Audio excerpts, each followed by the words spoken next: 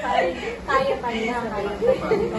At ready kayo ba? Hindi lang pala kalakas na iwan ng lalala. Uy! Uy! Guys! Uy, tignan nyo. Ano ba yan? Ganyan. Grabe naman yan. Oo nga, no? Pag-usapan ka natin yung mga nakaraang bagyo. Kagaya nga, yung Yolanda. Ay, oo, naalala ko din yung sa Bagyong Ondoy. Pero what if? Bakit hindi na lang natin pag-usapan yung mga pwedeng gawin bago yung bagyo? Oo nga, no?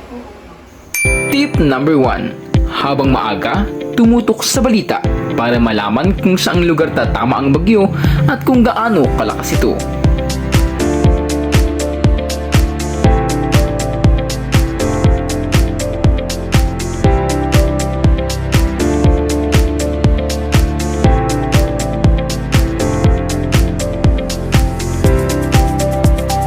Tip number 2. Bago dumating ang bagyo, patibayin o lagyan ng reinforcement ang ilan sa parte ng bahay, partikular na sa bubong.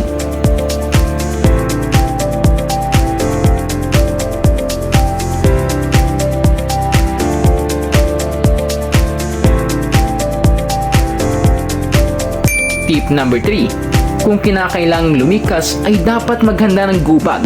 Ang gubag ay isang bag na dapat naglalaman ng mga essential items na kinakailangan sa paglikas tulad ng mga pagkain hindi agad-agad napapanis, malinis na tubig, first aid kit, hygiene kit, damit at extra cash.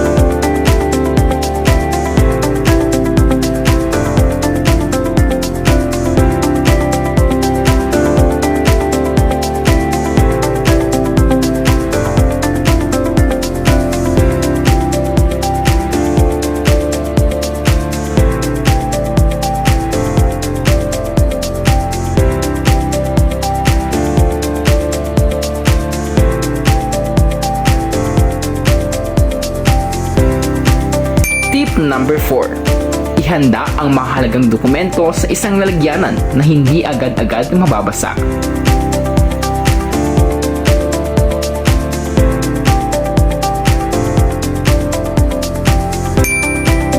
Tip number 5. I-charge ang cellphone at anumang mga gadgets na maaaring gamitin kung sakaling mawalan ng kuryente.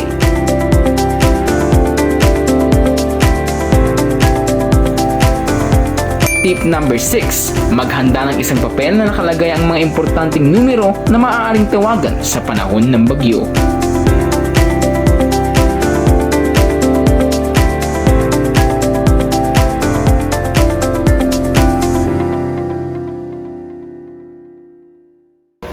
Diba, sa Ellie, bro. Pre, ayaw pre, last shot ko pre. Gagi, ulo wala ako, pre. Pre, ano yan pre? Dahil ulo na ako, pre. Pre, ano pre? Ingat pre, ingat.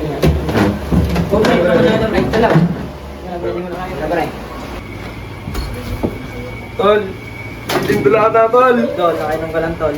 Di, tol, lumilindol ata. Sing ka lang tol. Di, tol. Na, nga tol, lumilin tol. Lumilindol ata.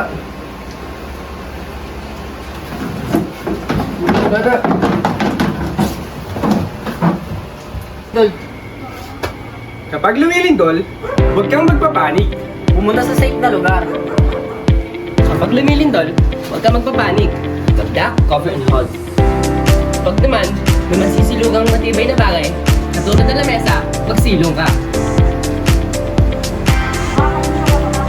Pagkatapos ng lindol, ugaliin ang manood ng balita. Dahil ito ay para sa iyong kapakanan. Hindi alam ko pa rin dahil posible ang aftershock. Okay. Mag-i-alert ko kayo, may aftershock ata. Tol, Tol, nga tol. Tol, na kayo pa tol.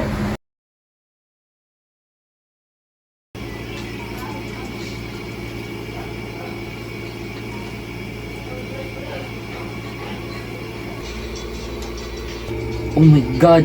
Lala pala nangyari sa wildfire sa California. Tingnan nyo, ang daming nasirang properties. Oo nga, napanood ko na rin yun sa balita kanina. Mabilis daw kumalat yung apoy sa mga establishments. Maski nga yung mga bahay ng artista natubok na rin ng Ano? apoy. Wildfire? Hindi ko alam na delikado yun. Hindi ko nga rin alam na malaki pala yung mga nagiging damage nun eh.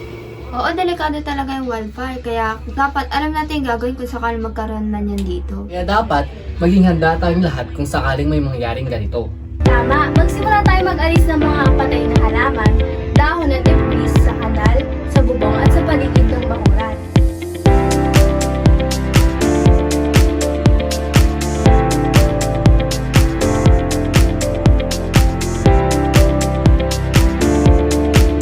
Nabasa ko dati na dapat may mga nakahanda tayong emergency kit in case of emergency.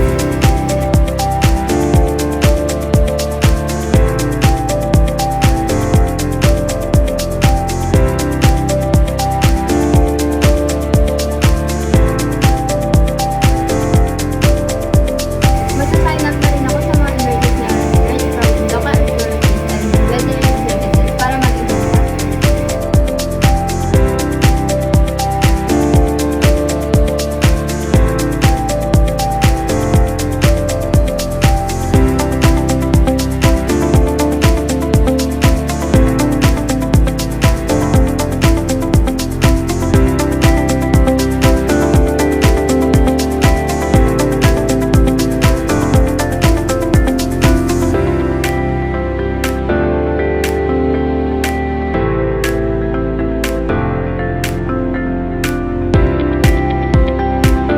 Tara, umpisahan ka na yung mga dapat paggawin.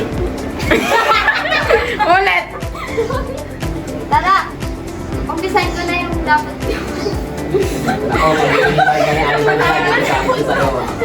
Tama, magsimula tayo mag-alis ng mga patay na halaman, dahon at debris sa kanal, sa bubong at sa paligid ng bakuran.